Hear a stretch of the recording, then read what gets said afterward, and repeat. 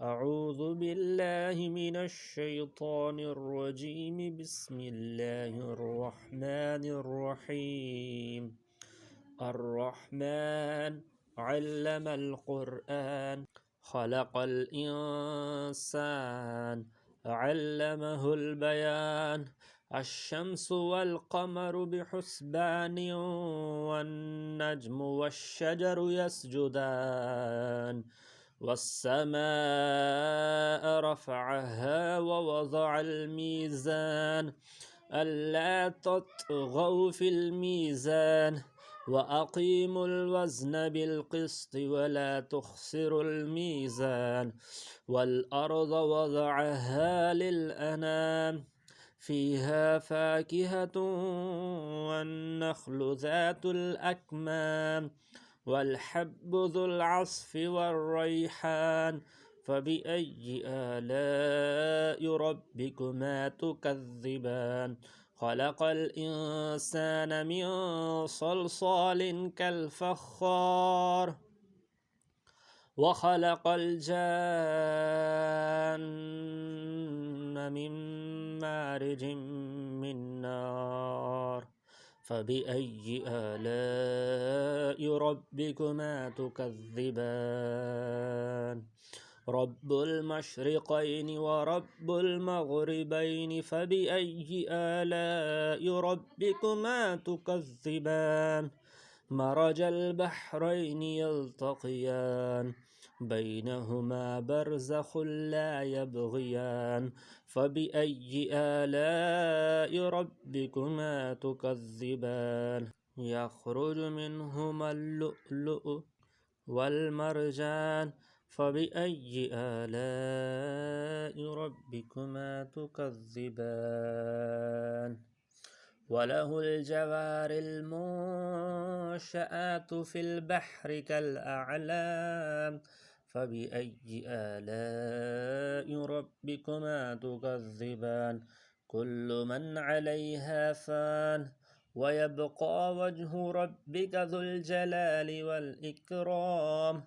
فبأي آلاء ربكما تكذبان يسأله من في السماوات والأرض وكل يوم هو في شأن فبأي آلاء ربكما تكذبان سنفرغ لكم أيها الثقلان فبأي آلاء ربكما تكذبان يا معشر الجن والإنس إن استطعتم أن تنفذوا من أقطار السماوات والأرض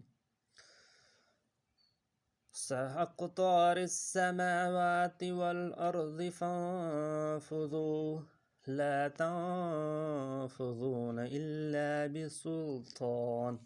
فبأي آلاء ربكما تكذبان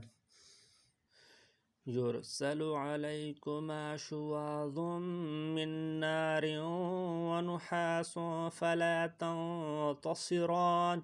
فبأي آلاء ربكما تكذبان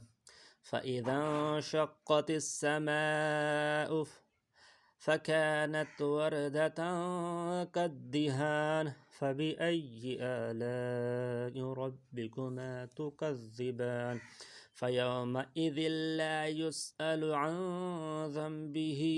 إنس ولا جان فبأي آلاء ربكما تكذبان يعرف المجرمون بسماهم فيؤخذ بالنواصي والأقدام فبأي آلاء ربكما تكذبان هذه جهنم التي يكذب بها المجرمون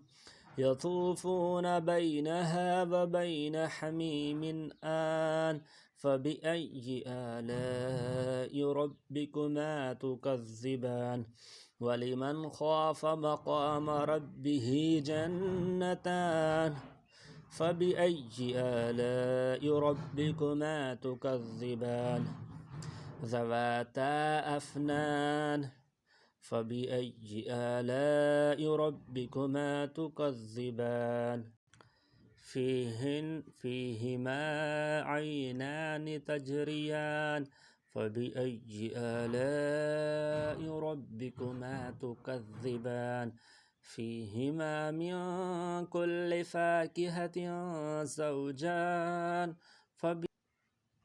فبأي آلاء ربكما تكذبان متكئين على فرش بطائنها من استبرق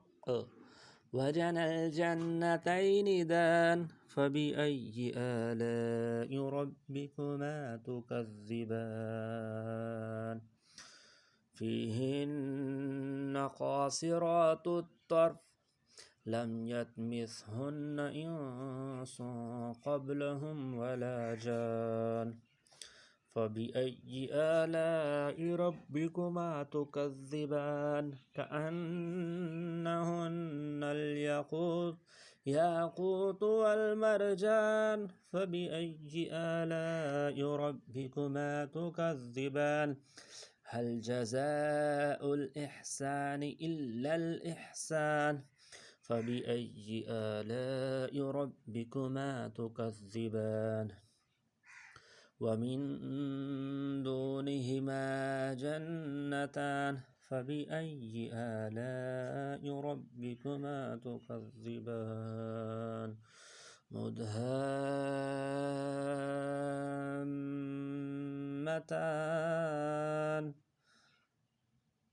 فبأي آلاء ربكما تكذبان فيهما عينان نضاختان فبأي آلاء ربكما تكذبان فيهما فاكهة ونخل ورمان فبأي آلاء ربكما تكذبان